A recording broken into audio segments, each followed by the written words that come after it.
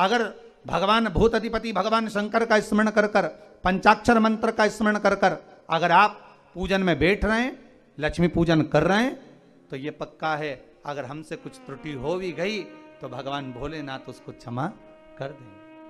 और माता से निवेदन करना, हे लक्ष्मी मैया, हे वैभव लक्ष्मी, हे माता अष्टलक्ष्मी, हे माँ संतान लक्ष्मी, धान्य लक्ष्मी, वैभव लक्ष्मी, प्रतिष्ठा लक्ष्मी, यश लक्ष्मी, कीर्ति लक्ष्मी, आरोग्य लक्ष्मी, संतान लक्ष्मी, हे माँ ऐसी कृपा करिए, आप हमारे घर से रुष्ट होकर ना जाइएगा। ये घर, ये परिवार, ये सब आपका है, सब आपका है, ये किसी दूसरे का नहीं। मां पूजन करते समय माता लक्ष्मी से जरूर कहें, मां 4 साल हो गए, 2 साल हो गए, ये 2 वर्ष जो ये कोरोना महामारी में गए हैं, ये वर्ष जो बेकार निकल गए हैं, मां हो सकता है आप हमसे रुष्ट हो गई हो, पर आज क्षमा मांगकर अपने घर में आप प्रवेश करिए। मां आइए हमारे घर में, आप पधारिए। मां महाराज कितना सुंदर संवाद है। एक साहूकार की बेटी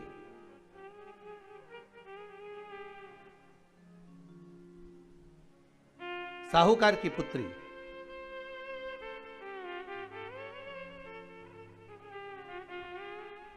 पीपल के वृक्ष के नीचे, बेलपत्री के वृक्ष के नीचे, आंवले के वृक्ष के नीचे प्रत्येक अमावस्या को दीप लगाने जाती थी। उसका नियम था।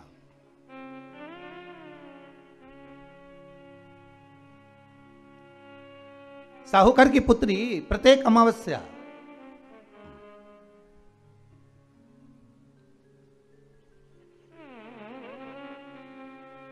तीन दीप, एक बेलपत्री के नीचे, एक आंवले के नीचे, एक पीपल के नीचे लगाने जाते। महाराज आज नारायण ने कृपा कर दी, और क्या कृपा करी कि आज सरस्वती, पार्वती और लक्ष्मी तीनों इन वृक्षों के नीचे जाकर विराजमान हो गई। पार्वती मैया तो पहले से ही बेलपत्री के नीचे है,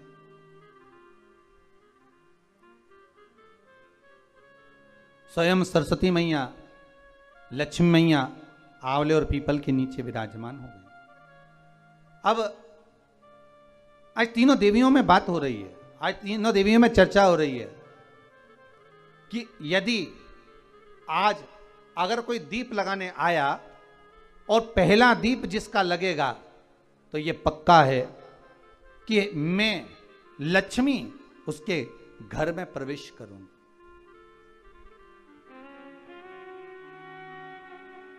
सरस्वती जी बोली, जो पहले बार दीप लगाने के लिए प्रथम में आएगा, मैं उससे अपनी सहेली बना लूंगी, उसको अपनी मित्र बना लूंगी।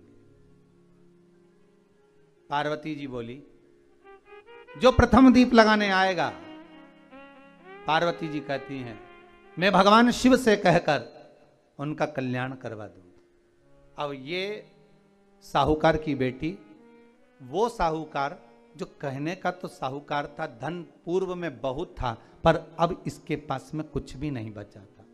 देखिए, सुख दुख तो जीवन में चलता रहता है। आज सुख है, कल दुख है, फिर दुख है, फिर सुख है, ये जीवन में चलता रहता है। भगवान ने दिया, हो सकता है पूर्व में आपके पास में खूब धन होगा, वैभव होगा, सत्ता होगी, फैक्ट्रियां भी होंगी, दुकान भी होगा, धंधा भी होगा, पानी भी होगा, सब कुछ, सारी सत्ता आपके पास में होगी, पर समय की घड़ी किसने देखी है साहब? कौन देखा घड़ी को, कौन देखा पल को?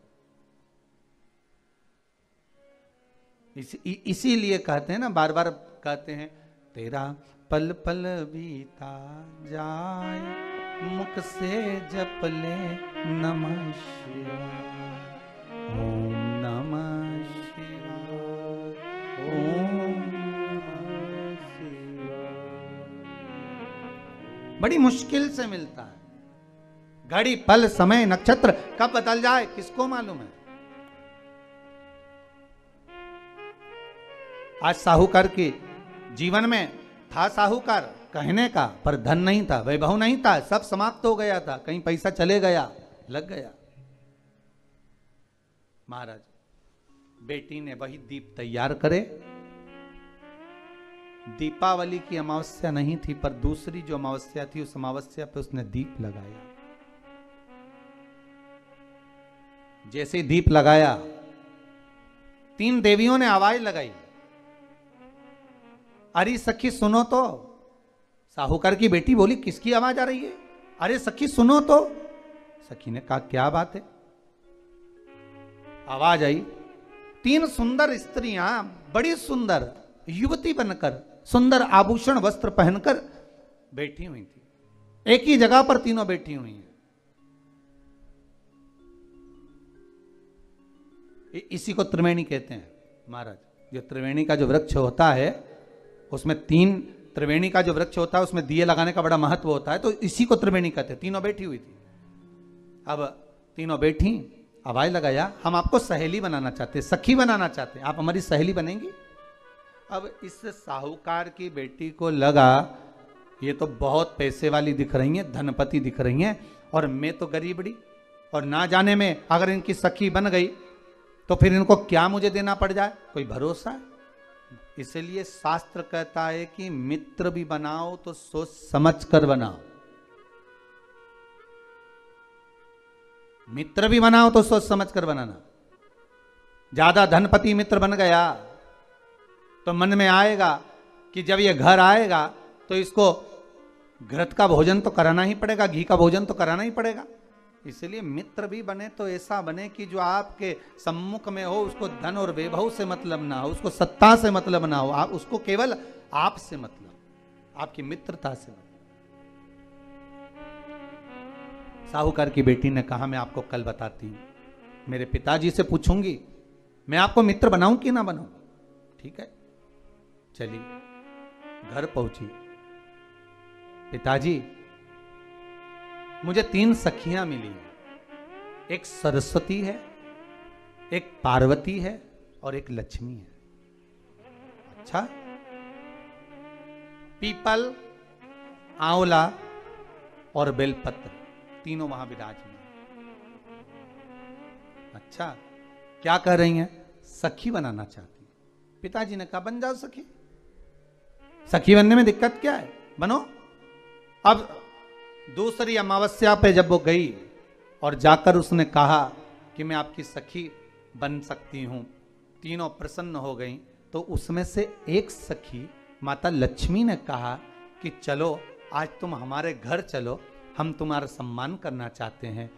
सखी को माता लक्ष्मी अपने घर ले गई।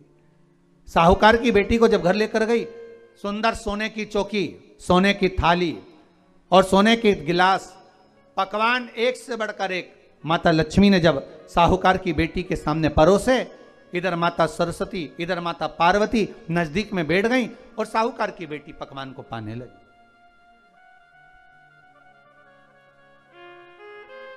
साहूकार की बेटी पकवानों को पा रही है, भोजन ग्रहण कर रही है। अब भोजन करने के बाद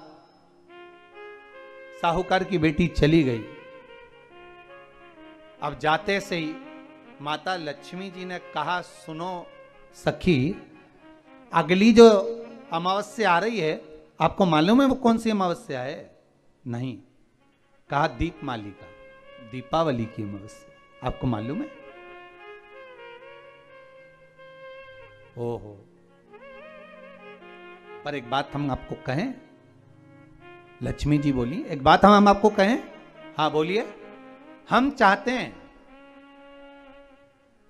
इस अमावस्या को आप हमारे घर आई हो, अगली अमावस्या को हम आपके घर आना चाहते हैं। क्या आप हमें बुलाएंगी? सखी ने कहा, साहूकार की बेटी बोली, अगर आपका मन है आने का तो आप आओ, मना नहीं है। साहूकार की बेटी हूं मैं। लक्ष्मी जी ने मन में सोचा, ठीक है, तैयारी करो। आज साहूकार की बेटी घर पहुंची तो पिताजी ने पूछा, बेटी आज बहुत देर हो गई तुझे आने में, कहां रह गई थी तू? कहां रह गई तू? बेटी कहती है, 3 सखियों के घर गई थी, आने में देरी हो गई, पर मेरी सहेली माता लक्ष्मी जी कह रही हैं कि अमावस्या के दिन मैं तुम्हारे घर में आऊंगी। तो पिताजी ने कहा उसमें क्या दिक्कत है, तैयारी करो। तो पिताजी घर में अपने खाने के लिए तो कुछ नहीं, तो माता लक्ष्मी को क्या खिलाएंगे। कई लोग कहते हैं कि दीपावली पे ना तो हमारे यहाँ घी है, ना हमारे यहाँ तेल है, ना हमारे यहाँ कपास है, ना हमारे यहाँ पर मिठाई बन रही है, ना हमारे यहाँ अच्छे वस्त्र हैं, हम क्या पहने माता लक्ष्मी को रिझाने के लिए। पर शिव महापुराण की कथा कहती है अगर आपका भरोसा, आपका विश्वास, आपकी दृढ़ता परमात्मा के चरणों में लगी है तो परमात्मा लक्ष्मी पूजन की व्यवस्था भी वही कर कर देगा कि लक्ष्मी जी का सम्मान कैसे करना, आदर कैसे करना है। घर में बच्चों का विवाह होता है, टेंशन आपको होता है, परमात्मा पर छोड़ दो, भगवान विवाह कराने वाला होगा, भगवान पाणिग्रहण संस्कार कराएगा, भगवान व्यवस्था करेगा।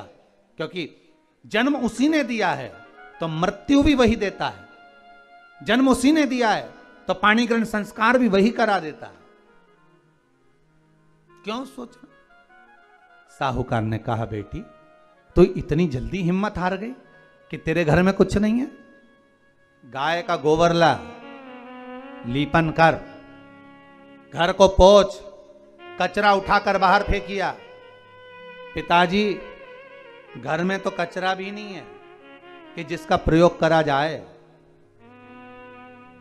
कचरा उठाकर बाहर फेंकिया। चौक पिताजी चौक पूरने के लिए तो मेरे पास में कुछ है ही नहीं, जो दीवार पर पोत रही है वही मिट्टी को पोत दे, चौक पूर। उनके घर गई थी, सोने की चौकी पर सुंदर आनंदमय भाव से बिठाया है मुझे, सुंदर सोने की थाली में भोजन कराया है मुझे, अब मैं क्या दूं। पिताजी कहते हैं अगर लक्ष्मी आपकी सहेली अगर आ रही है, बड़ी धनपति है, तो व्यवस्था भी वही करेगी। अब लक्ष्मी तो जाने की तैयारी में, सरस्वती उनके साथ जाने की तैयारी में, पर माता पार्वती नहीं गई। माता पार्वती ने कहा आज मैं नहीं जाऊंगी। क्यों? आज मुझे अमावस्या का दिन है ना, इसलिए बेलपत्री के पेड़ के नीचे मुझे रहना पड़ेगा। तो माता पार्वती बेलपत्र के पेड़ के नीचे रुक गई। अब ये दोनों जाने के लिए तैयारी करी, लक्ष्मी और सरस्वती जाने लगी, साथ में उन्होंने गणेश जी को ले लिया, रिद्धि सिद्धि को ले लिया और साहूकार के यहाँ जा रही हैं। जैसे साहूकार के यहाँ जा रही थी, इतनी देर में माता पार्वती को लगा कि इसके पास में जिमाने के लिए, रखने के लिए कुछ नहीं है। माता पार्वती ने एक चील का रूप लिया और उड़ती हुई एक राजकुमारी के हार को, रतन जड़ित हार को लेकर मां पार्वती गई और साहूकार के घर में उस फेंक दिया। साहूकार के दरवाजे पर जैसे फेंका, बेटी ने झाड़ू लगाते समय देखा कि कचरा, ये हार कहां से आ गया। पिताजी को दिखाया, अल्लाह मैं जाऊं, और साहूकार लेकर गया हार को। जो सेठ को दिखाया, महाराज ये हार तो करोड़ों का है, कोई साधारण नहीं। धन मिला तो सबसे पहले जाकर एक सुंदर चौरंग लाया, पाटा लाया, उस पाटे पर सुंदर वस्त्र बिछाया और माता लक्ष्मी के आदर की तैयारी के लिए सुंदर सुंदर घर में पकवान बनने लगे साहब। और सुंदर सुंदर पकवान बने। जैसे ही लक्ष्मी घर में प्रवेश करी, सरस्वती प्रवेश करी, गणेश प्रवेश करे, रिद्धि सिद्धि प्रवेश करी, लक्ष्मी जी ने पहला संबोधन कहा, क्यों सखी, तू तो कह रही थी कि मेरे पास में कुछ भी नहीं, फिर इतना सारा सामग्री कहां से आ गई।